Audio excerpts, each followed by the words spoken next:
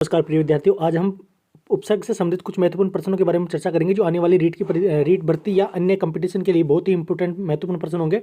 हमारा पहला प्रश्न है, मूल शब्द में जुड़ा हुआ सही उपसर्ग है।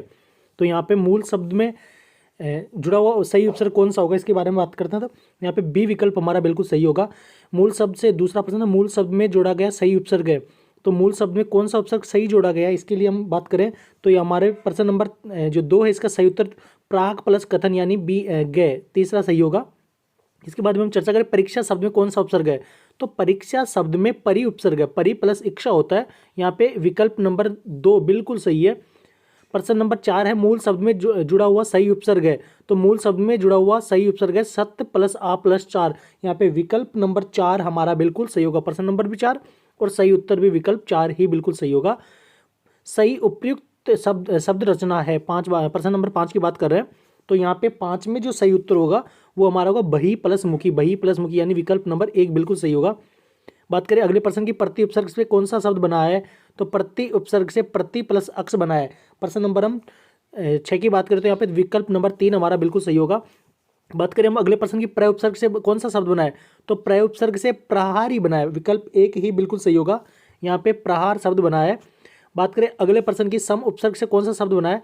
तो सम उपसर्ग से बात करें स्वदेश सहयोग स्वभाव। तो यहाँ पे प्रश्न नंबर 8 का जो सही उत्तर होगा वो है समागम, सम प्लस आगम हो जाएगा। बात करें अगले प्रश्न की, सु उपसर्ग से कौन सा शब्द बना है। तो सु उपसर्ग से सुलेख बनाया, सुलेख बनाया, विकल्प ए बिल्कुल सही होगा। संस्कृत के उपसर्गों की संख्या होती है 22 होती है। साथियों हिंदी में अगर प्रश्न बनता है संस्कृत के उपसर्ग की बात करें या उपसर्गों की बात करें तो यहाँ पे 22 जैन में होना चाहिए। अपमान शब्द में कौन सा उपसर्ग है।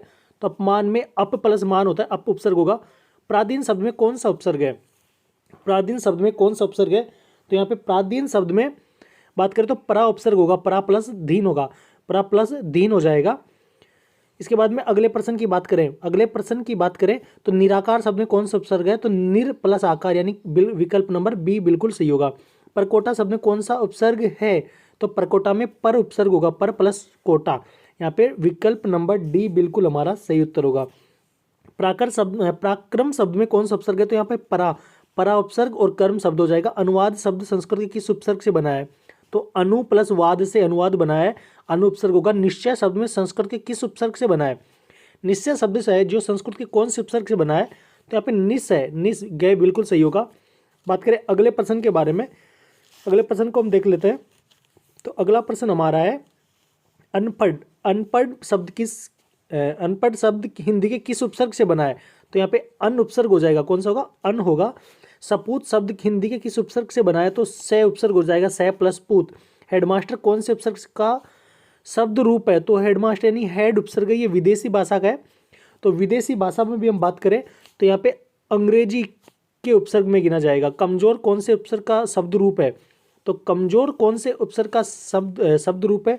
बात करें 21वें प्रश्न में, तो 21वें प्रश्न का जो सही उपसर्ग होगा, कम उपसर्ग जो है ये उर्दू के उपसर्ग का है।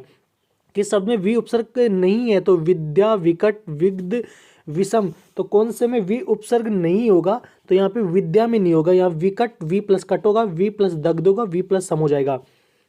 अगले प्रश्न की बात करें तो किस शब्द में उपसर्ग नहीं है। आहार में आ उपसर्ग है, प्रहार में प्र है, विहार में वी है, कहार में उपसर्ग नहीं है। किस शब्द में नि उपसर्ग नहीं है। तो निदान में भी है, निपात में भी है, निवास में भी है, निरामय में नहीं है, निर उपसर्ग होगा। एक से अधिक उपसर्ग युक्त शब्द कौन सा है। एक से अधिक किस शब्द में उपसर्ग है, यानी एक से अधिक उपसर्गों का प्रयोग किस में हुआ है। तो यहाँ पे 25वें का जो सही उत्तर होगा समालोचन में, सम प्लस आ प्लस लोचन हो जाएगा। इसमें विकल्प 3 से होगा। किस शब्द में से उपसर्ग नहीं है। तो किस में से उपसर्ग नहीं है। 26वें की बात करें तो 26वें में बिल्कुल सही होगा, सत प्लस ए प्लस 4। सॉरी, इसमें सत्कार, सत्कार होगा। सत्कार की बात करें हम, 26वें का सही उत्तर क्या हो जाएगा। सही उपयुक्त शब्द रचना है सत्य प्लस आ प्लस, देखते हैं उपयुक्त शब्द रचना सही कौन से विकल्प में है। तो यहाँ पे गह बिल्कुल हमारा सही होगा। प्रति प्लस उप प्लस कार, प्रत्युपकार हो जाएगा। कौन सा शब्द अन उपसर्ग से निर्मित नहीं है।